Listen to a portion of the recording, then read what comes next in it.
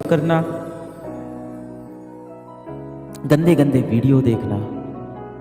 बाहर दुनिया को जीतना बहुत आसान है बेटा, सबसे पहले आप अपने मन को जीतो। ऐसा क्यों हो रहा है कि तुम कुछ और करना चाह रहे हो पर दिन भर कुछ और कर रहे हो? सीधे शब्दों में आप समझो, आप अपने जीवन का जो कंट्रोल है, आप अपने जीवन का पूरा कंट्रोल एक शैतान को दे चुके हो। कलयुग के अंदर आप देखो, जितनी भी बुरी शक्तियां हैं वो अब दिखाई नहीं पड़ती।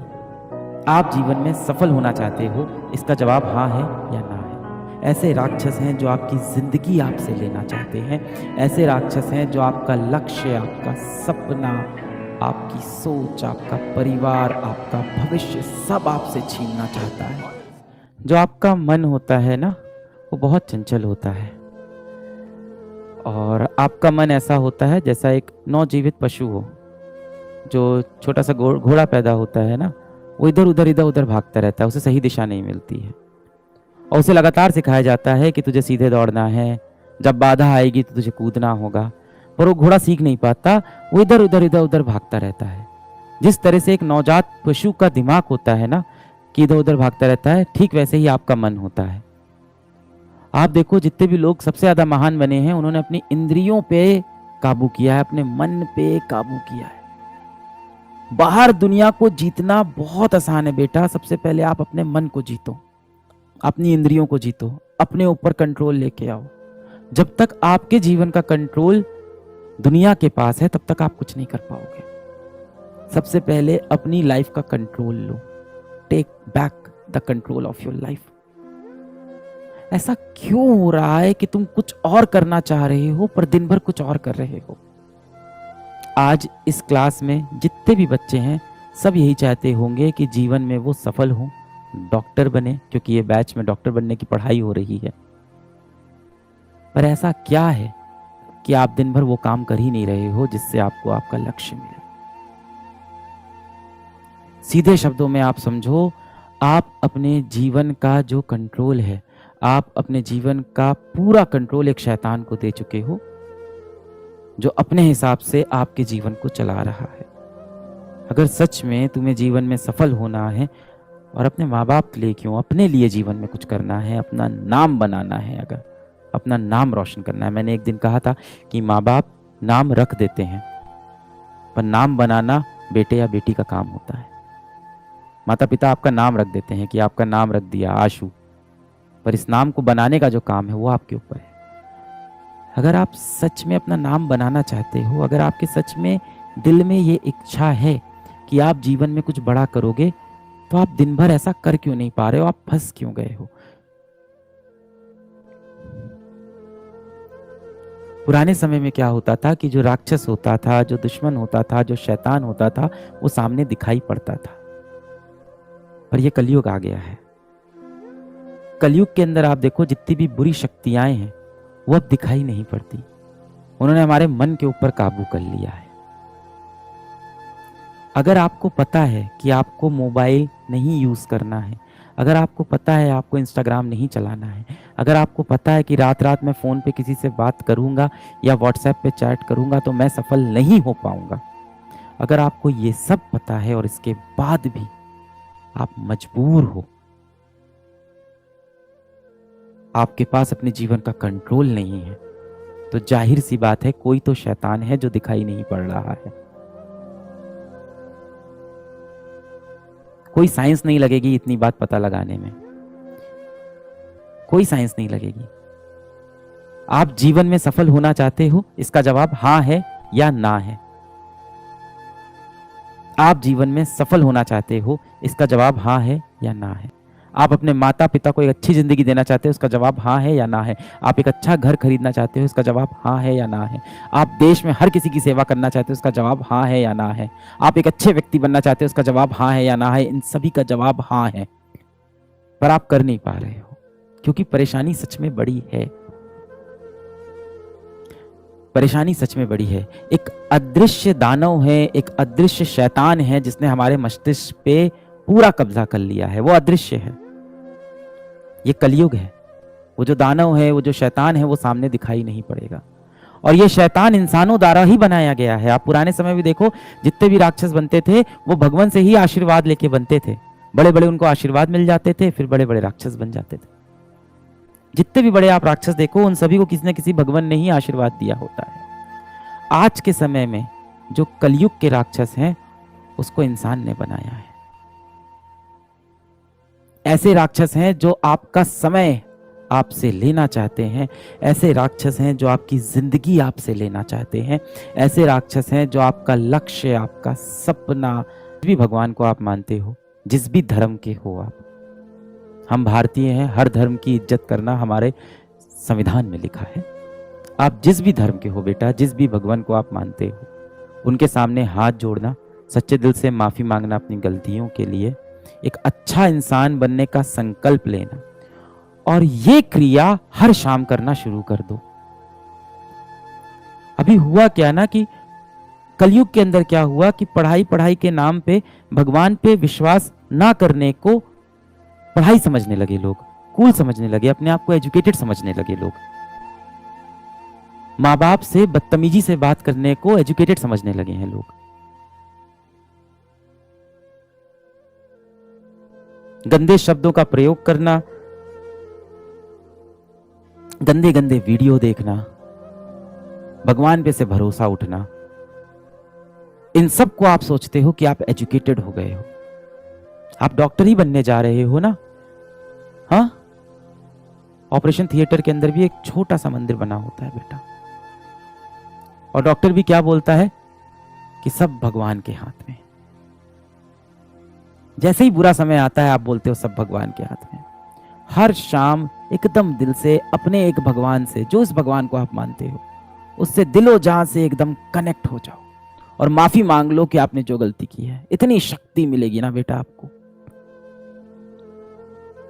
जो प्रॉब्लम्स आपको लग रहा है कि चली जाएगी, क्यों नहीं जा रही है? क्योंकि इन सभी प्रॉब्लम को शक्तियां मिली हैं। किसने दी है? किसने दी है? दुनिया के बड़े बड़े दिग्गजों ने दी है।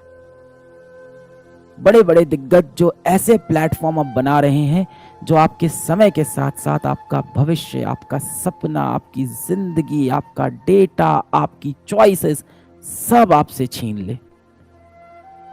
इनसे आपको लड़ना है तो आपको वापस जाके अपने माता पिता, अपने भगवान पे भरोसा दिखाना होगा।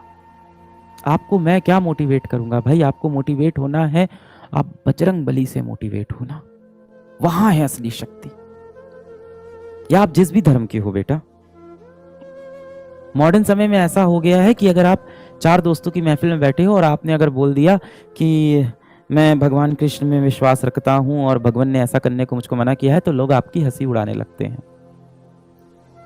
क्यों वो लोग बुरे हैं? नहीं, क्योंकि उनके दिमाग पे कलयुग के शैतान ने कब्जा कर लिया है। वो यही तो चाहता है कि आप भगवान से दूर हो जाओ, अपनी संस्कृति से दूर हो जाओ, आप अपने कर्म से भटक जाओ। श्री कृष्ण क्या बोलते हैं कि भाई कि सबसे बड़ा जो सन्यास है वो कर्म है। सबसे बड़ा जो सन्यास है वो कर्म है। आप गीता में जाना, अध्याय 18 है, और अध्याय 18 का अगर आप देखोगे तो टाइटल है सन्यास। सन्यास के ऊपर है पूरा। और अगर मैं आपको संक्षेप में बताऊं, अगर आप सोचते हो कि पहाड़ पे चले जाना और सब कुछ त्याग देना सन्यास है, भगवान श्री कृष्ण ने ये बिल्कुल नहीं बोला। भगवान श्री कृष्ण ने बोला है कि सर्व कर्म फलम त्यागम परुष त्यागम विकक्षणा, कि जो सारे कर्म के फलों को त्याग दे वो सबसे ज्यादा विकक्षणाज है, मतलब सबसे इंटेलिजेंट लोग हैं, वो सबसे बड़े बुद्धिजीवी हैं वो लोग। पर कर्म को त्यागने वाले बुद्धिजीवी नहीं होते। अपनी जड़ों को वापस मजबूत करो, अपने सच्चे दोस्तों को खोजो। सच्चा दोस्त कैसे पहचान में आएगा? वही आपका सच्चा दोस्त है जो आपके पैर पकड़ के आपको नीचे ना खींच रहा हो। आपका सच्चा दोस्त वही है जो आपके टूटे हुए पंख को आपके शरीर से वापस लगा रहा हो और आपकी उड़ने में मदद कर रहा हो। अब अगर वो दोस्त आपके लिए बहुत हंसी मजाक वाले रील्स आपको नहीं शेयर करता है, वो दोस्त अगर देखने में कूल नहीं दिखता है, कोई बात नहीं बेटा, ये चीजें जीवन में मायने नहीं रखती हैं। आपका सच्चा दोस्त वही है जो आपको आगे बढ़ने के लिए लगातार प्रेरणा दे रहा है। आपका सच्चा दोस्त वही है जो आपको बोल रहा है लगातार कि आप गलत कर रहे हो। इस तरह से आप जीवन में सही दिशा में नहीं जाओगे।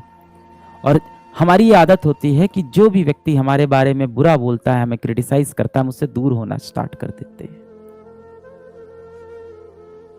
हो सकता हो वो आपका बहुत सच्चा मित्र हो और इसीलिए आपकी बुराई कर रहा हो और आपने उससे बात करना ही छोड़ दिया। अपनी जड़ों को वापस मजबूत करो, ये सारी दिक्कतें वहीं से हल होंगी। आप सब तो डॉक्टर बनने वाले हो ना, बताओ कोई इंसान बीमार कैसे ना पड़े? बताओ हमें बीमारियां क्यों होती है? मैं बहुत बेसिक सवाल पूछ रहा हूं, आप सब तो डॉक्टर बनोगे। हम सबको बड़ी बड़ी बीमारियां से बचना है तो हम क्या करें? क्या बोलते हैं उसको, अपनी इम्यूनिटी को स्ट्रांग करें, है ना। हमारे जो शरीर के अंदर रक्षा होती है, जो हमारा शरीर खुद की रक्षा करता है, उस सिस्टम को हम और ज्यादा मजबूत कर लें, अपनी इम्यूनिटी को स्ट्रांग करें।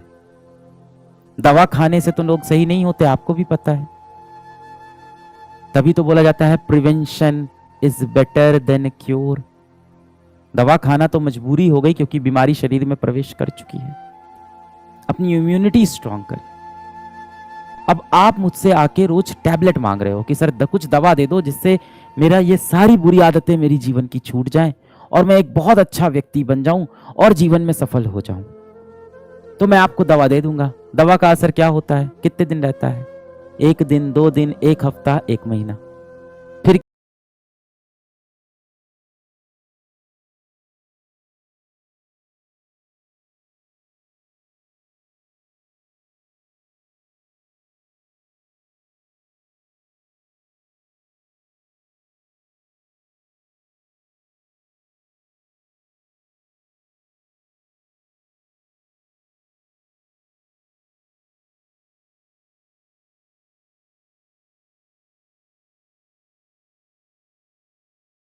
अंदर से आंखें लाल हो गई हैं।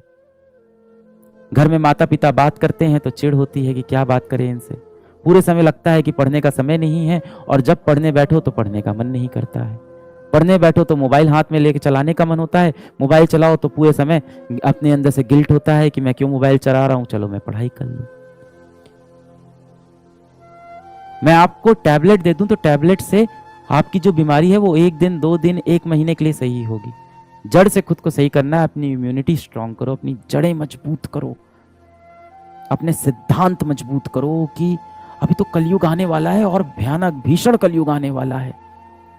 आगे जो भीषण कलयुग आने वाला है जिसमें आर्टिफिशियल इंटेलिजेंस आपके सामने आने वाला है, वो तो आपको आपके लक्ष्य से पूरी तरह से भटका देगा। मान लो किसी इंसान को बॉडी बनानी है तो 2 तरीका होता है, आपने भी सुना होगा, मैंने भी इंटरनेट पे ही सुना है बॉडी बनाने का। एक तो होता है आप अखाड़े में जाओ, वजन उठाओ, है ना, आप खेत में जाओ, हल चलाओ, ये सब तरीके होते हैं अच्छा मजबूत शरीर बनाने का। या कई लोग जिम जाते हैं, वो भी ठीक है, जिसके पास जो सुविधा है। और दूसरा तरीका होता है दवाएं ले लो, स्टेरॉइड ले लो। आपको पता है ना, दूसरे तरीके से इंसान मजबूत नहीं बनता है, पहला ही तरीका है और वो कठिन होता है। जिन लोगों के आप देखते हो शरीर इतने मजबूत होते हैं, वो 1 दिन, 1 रात, 1 महीने में नहीं बनते, सालों की तपस्या से बनते हैं।